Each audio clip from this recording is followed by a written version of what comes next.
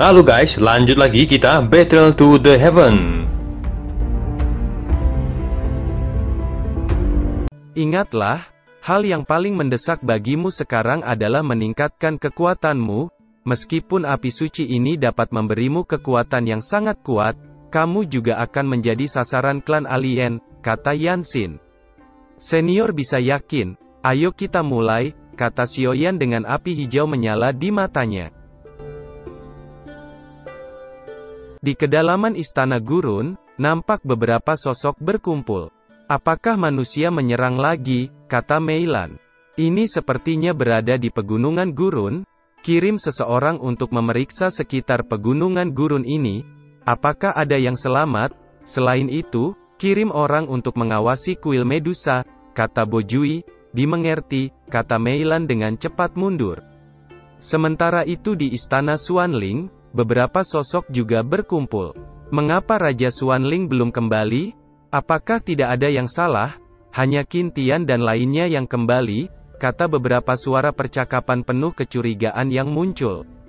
Jika kalian memiliki sesuatu untuk dilaporkan, kalian dapat kembali ke pusat istana, kata Qin Tian dengan tenang.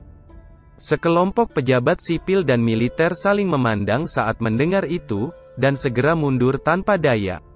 Panatua Qin Tian, apakah Anda ingin pergi ke gurun kematian lagi? Tanya seorang komandan. Tidak, Raja Xuanling itu tidak akan mati dengan mudah. Mari tunggu dan lihat, kata Qin Tian dengan ringan dan kemudian berjalan keluar dari lobi. Sementara itu di satu tempat beberapa sosok juga berkumpul. Hanya 2 tahun lagi dari kompetisi besar Zhongmen, aku ingin tahu apakah kali ini Xiaoyan akan menang lagi? Kata seorang wanita. Apakah itu Xiaoyan dari Paviliun Dupa? Saya mendengar bahwa dia pergi berlatih di gurun kematian dan tewas, kata wanita lainnya. Tidak mungkin, aku mendengar bahwa dia adalah juara pertama dalam kompetisi perebutan poin sebelumnya. Sayang sekali mati seperti ini, kata wanita yang lain. Sesaat kemudian, wajah kedua gadis itu nampak pucat ketika api merah melayang di depan mereka, menyebabkan banyak butiran keringat muncul di dahi kedua gadis itu dan segera menoleh ke arah Yiwa. Kakak senior, kami tidak bermaksud begitu. Hanya saja yang lain mengatakan seperti itu, kata wanita itu ketakutan. Keduanya tahu meskipun Yiwa tertutup, namun kekuatannya sangat menakutkan, dan dia dikabarkan memiliki persahabatan yang sangat dekat dengan Xiaoyan. Siapa yang mengatakan itu? Kata Yiwa dengan dingin. Itu dikatakan oleh kakak senior Ye King dari Istana Bumi, kata wanita itu dengan panik. Katakan padanya, lain kali katakan itu lagi. Aku akan membiarkan dia mengalami seperti apa neraka itu, kata Yiwa. Setelah mengatakan itu, Yiwa menuju ke tempatnya. Apakah belum ada kabar tentang Xiaoyan? Tanya Mu Peng. Belum. Tapi aku bisa merasakan napasnya yang jauh lebih kuat dari sebelumnya, sepertinya lebih kuat darimu, kata Yiwa. Sudah hampir setahun sejak kita meninggalkan pegunungan gurun, apakah Xiaoyan membutuhkan begitu waktu lama untuk melahap api suci? Kata Mu Feng menggelengkan kepalanya. Dalam 2 tahun, saya yakin dia akan segera keluar, kata Mu Ying. Mu Ying, seru Mu Peng terkejut saat melihat Mu Ying datang. Dia bisa merasakan aura Mu Ying menjadi begitu kuat? Sepertinya Doudi bintang 5 tahap akhir. Tampaknya, orang-orang dari klan bumi ada di sini untuk membuat masalah lagi, kata Suesing. Jangan pedulikan mereka, lebih baik menunggu Xiaoyan kembali dulu, kata Mu Ying. Sementara itu di tempat lain, nampak kelompok murid klan bumi sedang berkumpul. Kakak ketiga, beberapa murid dari Paviliun Dupa ini telah kembali dari pegunungan gurun. Nampaknya kekuatan mereka telah meningkat pesat, terutama Xiaoyan, adalah yang paling mengancam, yang lainnya tidak perlu dikhawatirkan, tapi entah kenapa Xiaoyan tidak kembali. Mungkinkah dia benar-benar mati di gurun kematian? Kata Yang Wen, bocah itu adalah juara pertama kompetisi perampasan poin. Belum lagi ada rumor bahwa orang ini membunuh Kaisar Iblis Kembar, seharusnya tidak mati dengan mudah, kata Ji Xiang. Ye King mengangguk, dia tahu bahwa jika Xiaoyan masih hidup, akan cukup sulit memenangkan kompetisi Zhongwen. Waktu berlalu dengan cepat, hampir setahun telah berlalu sejak Xiaoyan menyerap api suci dalam pengasingan di puncak pegunungan gurun. Selama setahun Xiaoyan perlahan duduk bersila di kehampaan untuk menyempurnakan kekuatan api suci. Sesaat kemudian Xiaoyan membuka matanya dan doci emas yang kuat tiba-tiba meletus dari tubuhnya menyebabkan ruang sekitarnya nampak bergetar. Apakah pegunungan gurun telah runtuh? Pikir Xiaoyan menarik kekuatannya, dan kemudian melihat kehampaan di sekitarnya, di mana tidak ada jejak pegunungan gurun, itu jelas kekosongan. Sebuah suara tiba-tiba terdengar, "Aku tidak menyangka ketekunanmu begitu bagus," kata api suci kristal yang suaranya terdengar di benak Xiaoyan. Api suci kristal telah sepenuhnya disempurnakan oleh Xiaoyan membuat mereka terkait erat. "Ini hanya kebetulan," kata Xiaoyan. "Selanjutnya, mekar dan berbuah," kata Xiaoyan dengan segel di tangannya berubah dengan cepat, mengikuti segel di tangannya yang berubah, doci dengan api warna-warni segera melonjak dengan liar di tubuhnya. Dou di bintang 5 tahap tengah, Dou di bintang 5 tahap akhir, Dou di bintang 6, ini belum selesai. Ada apa dengan kekuatan anak ini? Bagaimana dia bisa menembus tingkatan level dalam waktu singkat? Pikir Long Yi tercengang saat melihat doci Xiaoyan yang terus melonjak sementara Xiaoyan nampak memulai kultivasinya yang dalam. "Di mana ini?" kata Xiaoyan yang tiba-tiba muncul di alam kosong kehampaan. Satu suara tawa terdengar, "Setelah bertahun-tahun, apakah seseorang akhirnya benar-benar akan mewarisi kekuatan klan Xiao?" "Siapa itu?" kata Xiaoyan terkejut. "Jangan panik, aku Xiaomu, leluhur klan Xiao. Saya yang sekarang adalah jejak jiwa. Jika saya tidak berhati-hati, saya khawatir itu akan menyebabkan kerusakan yang tidak dapat diperbaiki pada asalnya." Suara sunyi ini baru saja terdengar dan Xiaoyan tiba-tiba merasakan perasaan tak terbatas seperti lautan. "Anak kecil, ceritakan tentang situasi di benua Douchi," kata Xiaomu. Xiaoyan sedikit terkejut dan menceritakan hal yang terjadi di benua Douchi. Alasan mengapa garis keturunan Dou dari klan Xiao di benua Douchi terputus di tengah jalan, "Kami memiliki tanggung jawab yang tak terelakkan," kata Xiaomu.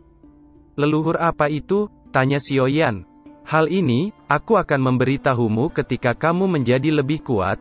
Kamu masih terlalu lemah sekarang," kata Xiaomu. "Anak kecil, kamu cukup pintar. Kamu tahu harus berkata apa padaku. Tapi hal ini bukanlah sesuatu yang harus kamu pikirkan, dan tujuanmu selanjutnya adalah mencapai Douxian terlebih dahulu. Hanya ketika kamu mencapai Douxian, kamu memenuhi syarat untuk mendapatkan beberapa hal. Lagi pula, kami tidak ingin melibatkan orang yang tidak bersalah dalam pertempuran ini," kata Xiaomu. "Leluhur meninggalkan jejak kekuatan jiwa di sini, jadi pasti ada yang salah bukan?" tanya Xiaoyan. "Tidak. Kamu salah. Alasan mengapa saya meninggalkan jejak jiwa saya di sini adalah untuk menyelamatkan hari ketika orang-orang dari klan Xiao melahap api suci kristal, dan karena kamu telah berhasil melahap api suci Xinyan, maka jejak jiwaku juga harus menghilang," kata Xiaomu. "Selain itu, tempat ini disebut ruang api suci. Siapapun yang kekuatannya di bawah Douxian akan ditekan di sini. Kamu hanya perlu berkomunikasi dengan api Xinyan, dan kamu dapat membawa orang ke sini. Ruang api suci itu seperti penghalang, begitu orang lain masuk, sangat sulit untuk keluar. Ini juga bisa digunakan sebagai senjata pamungkas," kata Xiaomu. Setelah mengatakan itu, jejak jiwa Xiaomu perlahan menghilang. "Dengan hormat mengirim leluhur," kata Xiaoyan membungkuk. "Orang ini, kenapa belum keluar?" kata Lon Yi dengan tidak sabar, tepat saat Lon Yi akan menyelidiki. Xiaoyan tiba-tiba membuka matanya. "Sudah lama sekali, akhirnya," kata Xiaoyan. "Sepertinya ada sesuatu di tubuhmu," kata Lon Yi terkejut. "Itu hanya perpaduan api suci, dan itu mengendalikan ruang yang berbeda," kata Xiaoyan tersenyum tipis. "Apa? Kamu sudah menguasai ruang api suci?" tanya Long Yi terkejut. "Bocah kecil, jangan berpikir bahwa Xiaomu adalah leluhurmu. Kau dapat melakukan yang tidak bermoral. Jika kamu melakukan itu, Kaisar ini akan menjadi orang pertama yang meledakkan dirinya sendiri, kata api Xinyan di hati Xiaoyan. Kamu bisa yakin, di tubuhku sekarang sudah memiliki 23 api surgawi dan kekuatan api sucimu, tapi mengapa aku merasa sedikit tidak nyaman? Apakah itu karena api menelan Fenju? Gumam Xiaoyan memeriksa tubuhnya dengan ragu. Apa yang kamu bicarakan adalah teknik magis yang berkembang dengan menelan api Fenjue. Kekuatan api suci yang menyatu ke dalam api menelan Fenjue pasti akan melonjak kekuatannya, kata api Xinyan dengan bangga. Sementara itu di kuil Medusa yang tenang, ada beberapa sosok muncul tidak jauh dari tempat Xiaoyan. Apa yang terjadi? Mengapa kita tidak bisa keluar dari kuil Medusa? Kata Xuanling, ada terlalu banyak rahasia di kuil Medusa ini, karena itu kita tidak menemukan sesuatu yang mencurigakan. Kita sepertinya hanya berputar-putar di sini. Kata Xuanming, sepertinya ada penghalang yang sangat kuat telah ditempatkan di kuil Medusa ini, kata Yemo. Xuanling mengerutkan keningnya saat mendengar itu, matanya tiba-tiba melihat patung Medusa yang memberikannya perasaan aneh. Patung Medusa ini sepertinya tidak benar, apakah masalahnya berasal dari patung ini, kata Xuanling dengan ragu. Sementara itu di bagian kuil Medusa yang lain, beberapa sosok juga muncul. Kapten Fei, tempat ini benar-benar misterius, kami hanya menemukan beberapa perhiasan emas dan perak, belum melihat yang lain, dan kita hanya berputar di tempat ini, kata Muyu. Sepertinya ada penghalang yang kuat di tempat ini, kata Tang Fei dengan getir. Sementara itu di sisi lain, Xuanming mulai kehilangan kesabarannya. Dia melambaikan tangannya dan angin kencang segera meluncur ke arah patung batu, namun sebelum angin kencang bisa menghantam patung batu, cahaya 10 warna tiba-tiba melesat dan memblokir angin kencang di depan mata Xuanming yang tertegun. Kejutan melonjak di matanya saat dia melihat sosok keindahan yang muncul dan berdiri di atas kepala piton besar. Saat berikutnya, piton 10 warna dengan cepat mengibaskan ekornya dan menghantam Xuanming hingga terhempas ke tanah dan pingsan. Di saat yang sama satu suara dingin terdengar bergema, katakan di mana Xiaoyan, sial, apakah itu piton menelan 10 warna? Pikir Xuanling mengerutkan keningnya, dia bisa merasakan tekanan yang besar yang muncul dari piton 10 warna. Kami tidak tahu di mana Xiaoyan, kata Yemo. Tubuhnya melintas dan muncul di samping Xuanming yang pingsan. Ratu, apa yang akan kita lakukan pada orang-orang ini, kata piton 10 warna. Biarkan mereka, kita harus menemukan Xiaoyan dulu dan menyelamatkannya, kata Cailin. Kepala piton 10 warna sedikit bergoyang saat mendengar itu. Sesaat kemudian, cahaya 10 warna muncul dari tubuh piton, membungkus tubuh mereka berdua dan menghilang dari tempat itu. Xuanling menatap keduanya yang menghilang dengan wajah nampak kusam. Kekuatan wanita ini sebenarnya adalah Dou Xian. Kapan klan Medusa memiliki kekuatan seperti itu? Pikir Xuanling mengerutkan keningnya. Sementara itu di sisi lain, kelompok Tang Fei juga dikejutkan dengan kemunculan piton 10 warna. Berani menerobos masuk kuil Medusa, hukumannya adalah kematian, kata piton 10 warna dengan suara menyeramkan. Wajah Tang Fei menjadi serius saat dia melihat itu. Dia bisa merasakan kekuatan yang menakutkan dari piton. Yang bisa dia lakukan hanya menunda waktu untuk teman-temannya, bahkan jika dia dikalahkan.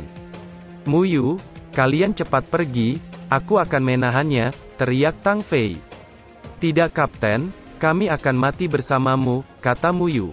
Cepat pergi, dan bawa pil obat ini, kata Tang Fei dengan pil obat muncul di telapak tangannya. Kejutan melonjak di mata Cailin saat melihat pil obat di tangan Tang Fei, tubuhnya berkedip dan sekejap muncul tak jauh di depannya. Apa hubunganmu dengan Xiaoyan? Tanya Cailin. Tang Fei terkejut saat mendengar itu. Saudara Xiaoyan adalah seorang alkemis yang murah hati. Dia memberikan pil obat ini pada kami saat akan pergi, kata Tang Fei. Kejutan segera melonjak di hati Cailin saat mendengar itu. Wajahnya yang dingin perlahan ditarik. Apakah kalian tahu di mana Xiaoyan sekarang? Tanya Cailin. Sepertinya dia ke arah timur dari gurun, jawab Tang Fei dengan hormat. Ayo pergi, kata Cailin. Dia melambaikan tangannya dan ruang berfluktuasi ketika celah spasial muncul. Apakah kalian tidak ingin pergi? Kata Cailin perlahan menghilang ke celah spasial sementara Tang Fei dan lainnya nampak bingung. Mereka bertukar pandang sesaat sebelum dengan cepat melesat ke celah spasial dan menghilang.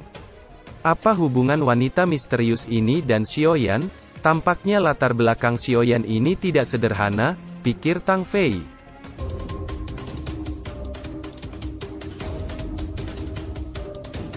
Cerita pun selesai, nantikan spoiler selanjutnya guys. Buat yang belum subrek, dibantu subrek yo guys, biar jalan terus spoilernya. Buat yang udah subrek, mudahan dilancarkan rezekinya. See you and ciao.